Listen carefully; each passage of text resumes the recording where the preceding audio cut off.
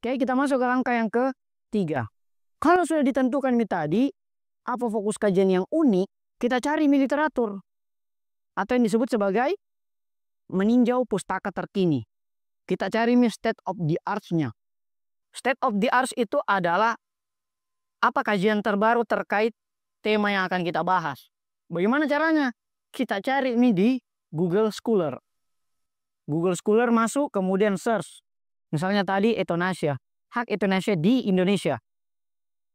Gitu, pasti ada yang bahas. Inilah yang kemudian disebut sebagai memahami DC. DC ini artinya apa yang orang-orang katakan terhadap topik yang akan kita tulis tersebut. Nah, kemudian setelah dia analisis, kita menentukan IC-nya kita itu seperti apa.